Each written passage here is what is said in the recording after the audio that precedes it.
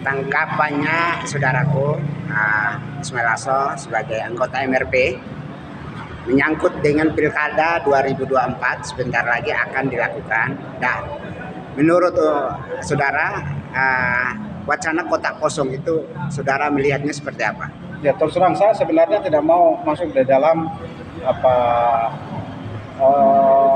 dalam hal ini muncul wacana itu. Saya tidak ingin tersandera atau tidak ingin terjebak di dalam seperti apa, karena orang melihat bahwa saya ini kadernya Pak PW. Beliau yang mengangkat saya menjadi staf khusus. Saya pernah jadi staf khusus beliau dari bidang Islam di Papua Barat. Kebetulan yang mau maju ini sekarang, yang kebetulan maju itu juga salah satu tokoh alaf Pak Matius Fakhiri. Karena itu saya tidak mau terjebak di dalam hal itu, tapi saya akan berbicara dari sisi akademik, dari sisi demokrasi, dari sisi intelektualitas saya, bahwa sesungguhnya memang dari sisi demokrasi wacana kotak kosong itu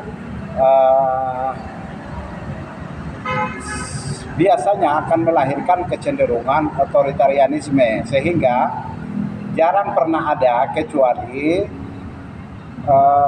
sistem pemerintahan, misalnya pemerintahan kerajaan, itu mungkin wajar. Tetapi kalau kita sebagai sebuah bangsa, Indonesia sebagai sebuah bangsa demokrasi yang terbesar di dunia, tentu munculnya ini kan berawal dari undang-undang yang kemudian yang saya persoalkan itu partai lokal ditiadakan, maka nasib Pilkada Papua ini cenderung diatur oleh pusat. Nah, ketika kita berbicara tentang rekomendasi, siapa yang setornya lebih tinggi, itulah yang kemudian direkomendir gitu. Nah, ini berarti menyangkut uang.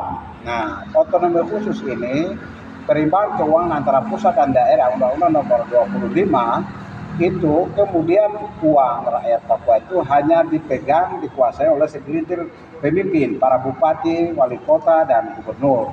Menyebabkan selama 5 tahun mereka berkuasa, uang dikumpulkan, berkorporasi dengan para pengusaha untuk belanja partai lagi, sehingga uang ini tidak sampai merata ke bawah, sehingga pemberdayaan masyarakat untuk akses pendidikan, akses untuk kesehatan, dan akses untuk kesejahteraan, pembangunan ekonomi di masyarakat bawah ini tidak berjalan.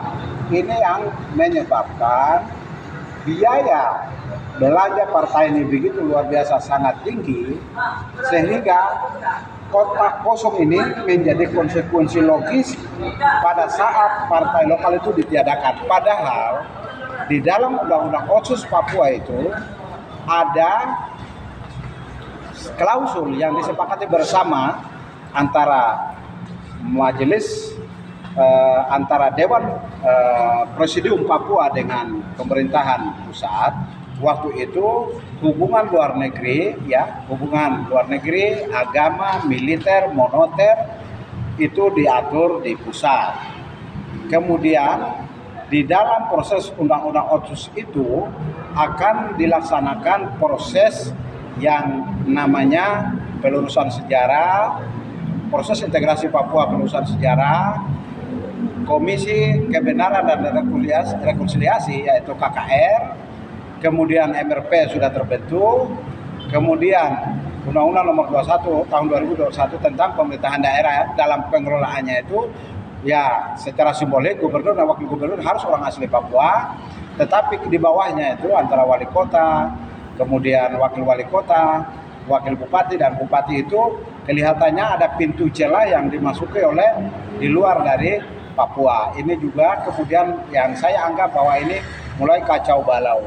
Lalu menyangkut perimbangan keuangan antara pusat dan daerah, Undang-Undang Nomor 25 tahun 2021 itu hari ini uang itu dari Jakarta menuju ke Papua, kembali lagi ke Jakarta melalui belanja partai oleh partai politik yang begitu mahalnya luar biasa sangat tinggi.